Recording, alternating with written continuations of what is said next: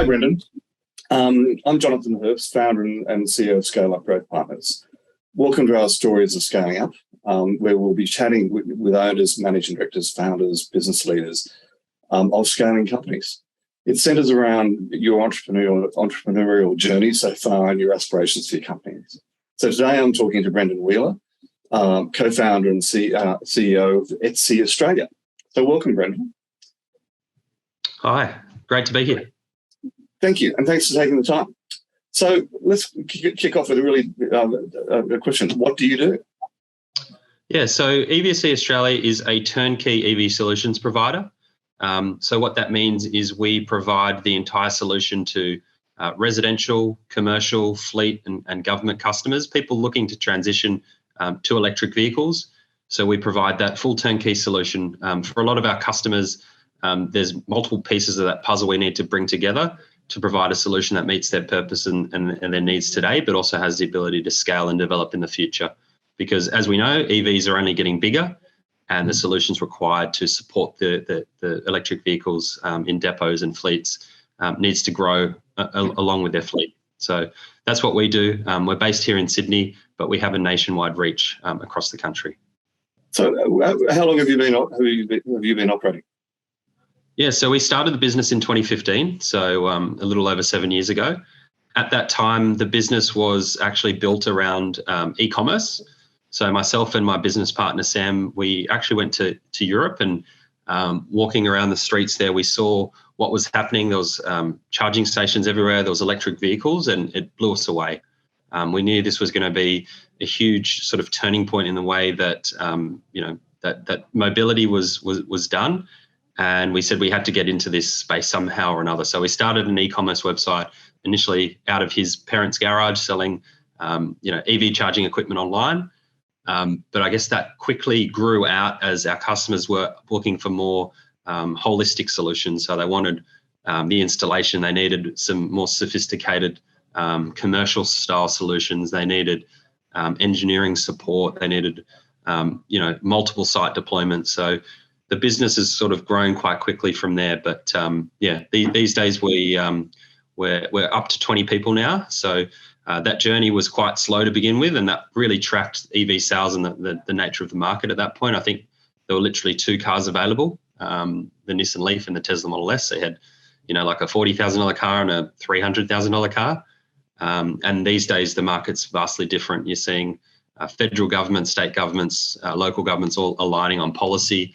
OEMs, commitment to phasing out fossil fuel vehicles, and you're obviously seeing across the world that shift by countries to go down that electric path. So, yeah, that's where we are now. So, how would you describe your core customer, your best customer? Yeah, so look, we obviously service the entire market, but I guess our best customer, our core customer, is someone, perhaps a fleet or a commercial customer that is looking for a holistic solution. So that would include assessing the site. So each individual site has certain electrical capabilities and capacities. So I guess what we do is partner with that customer on that journey, understand their sites, understand the vehicles, how they're being used, understand where their fleet's at now, what their EV transition plan looks like, and start to build infrastructure that sits behind those vehicles to support that. So some of the customers that sort of we work with now are the likes of Transport for New South Wales, Q Fleet up in Queensland.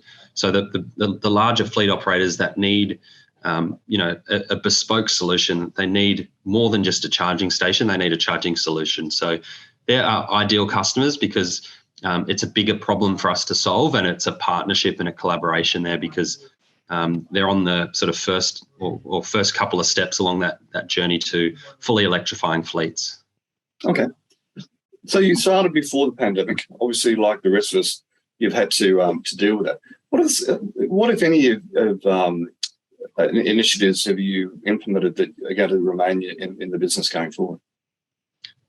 Yeah, I guess when the pandemic first hit, we were quite small at that point. I think we were maybe about 4 or 5 employees. So I guess at that stage, Sam and I were both working elsewhere as well. So we had income and the business was sort of looked after from that perspective. But it certainly forced us to take a step back and really assess how we were operating the business, assess what things were profitable, what things weren't profitable, and really take a deep dive to look at those things in a greater focus and recalibrate and I guess pivot away from the things that weren't particularly profitable into the things that were. So I guess it gave us a forced, a reason to step back and have a look at the business rather than sort of being in it, sort of running on that hamster wheel day in, day out. So from there was a lot of work based on, implementing and building systems and processes to help support the business. And what we found was sort of coming out of COVID, there was a spike back up of activity. And it was the direct work we'd done during that COVID period on implementing, shipping and inventory solutions and various other things on automation and so forth that allowed us to capitalize on that and kind of, I guess, get to the next level. So I guess that's kind of that initial pandemic phase. But for us, it's always just been a matter of trying to make time, make the most of that time, work with the team, try and do some training and things that probably fall by the wayside when you are, in the middle of things. So we tried to utilize the time we had, but it was certainly challenging. There's no doubt about it, and it's great to see things back to normal now. So are you working remotely, hybrid? How does the business work? Yeah, so look, for the most part, we're based here in the office. It works for our business and it works for all of the team. There were periods there during the sort of Sydney lockdowns where people worked from home, and I guess that brought about challenges with regards to things like inventory. Obviously, we run a pretty physical business from the sense we've got boxes to move, we've got charging stations that need software put on them, and things that really can't be done remotely. So there was a period that we did work remotely, but as soon as we could, everyone was back in the office. It's sort of the group of people we have enjoy being around each other. We find it helps us to build, better rapport and just a better team spirit by being there, having those, conversations, and it's not just scheduled Zoom meetings. On the plus side, obviously, customers and clients are happy to do Zoom meetings, so it saves us a lot of time traveling, into the city or interstate. So there is a silver lining to it, and I think that's helped improve our productivity, a lot. Great. And so I would think your future looks rosy given the change of political environment, for want of a better word. What do you see as the main challenges going forward? Yeah, look, there's certainly a lot of tailwinds. I think it's such a significant change that's happening, and as you alluded to, the policy framework supporting EVs is sort of finally starting to come into play. It's something that we have been lacking for a little bit of time, so nice for that. But with that comes, new technology. It's always evolving fast. There's a lot of change. So I guess the challenge for us is staying ahead of the change, staying ahead of the curve, trying to ensure that we're constantly innovating or on top of the new technology and the new standards and the new, different ways of doing things, because that's very important for us to be there, given it's an early stage market. If we make mistakes or get complacent, we can get taken over very quickly. In some ways, being so far behind Europe gives us a little bit of an advantage because we can see what they're doing and take a lot of that and basically bring it here because we're behind. But yeah, staying ahead of innovation, making sure that the business continues to support the scale and growth and develop its internal leadership capabilities, I think are probably the key things. Well, given your scale curve, I mean, hiring the right people and getting them on board, and all of that would obviously have to be a major priority, I would think. Yeah, definitely. It's a challenge, and it's probably where Sam and my focus is starting to shift more and more. So this year particularly is being less the driver and maybe more a builder of the machine, and also trying to create the team and create the processes and structures so that we can take a holiday or we can have a day off, because up until recently that hasn't been the case. But yeah, creating good people, creating a good team, getting the right people on the bus in the right seats, that's the challenge. It's a really interesting one. My team at the moment, we're scaling as well, and I know they're pulling their hair out a bit with my focus on the internal focus, which becomes really interesting.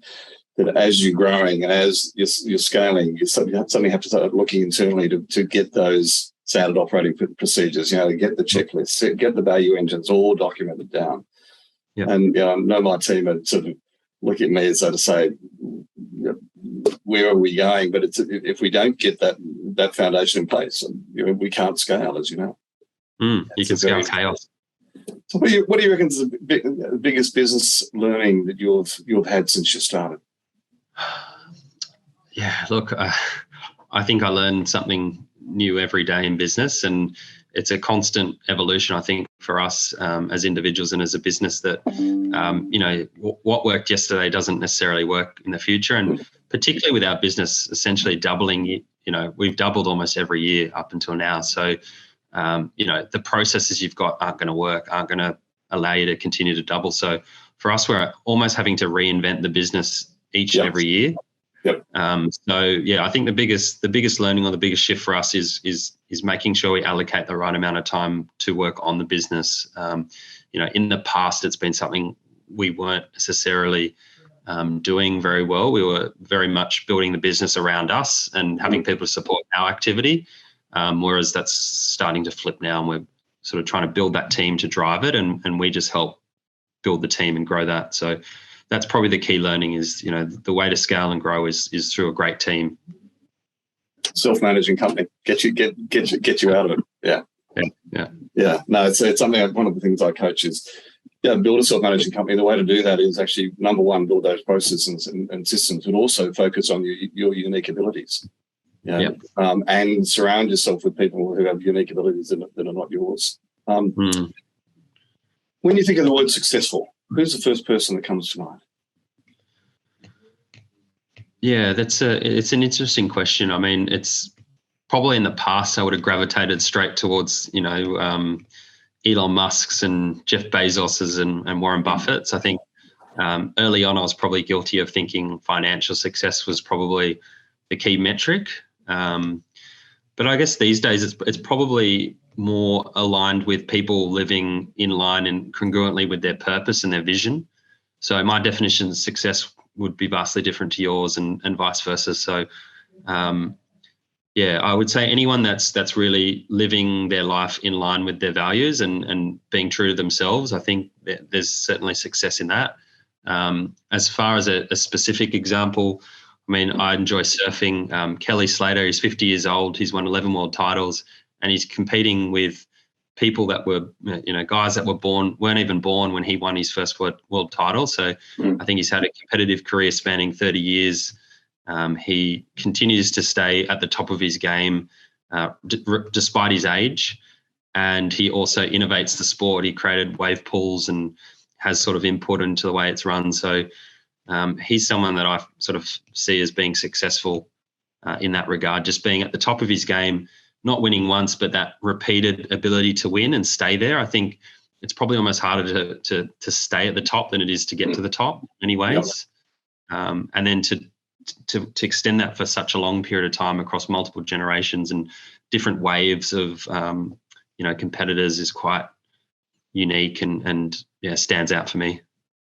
Great. Yeah, that one question is the one I probably learned the most of in this interview series.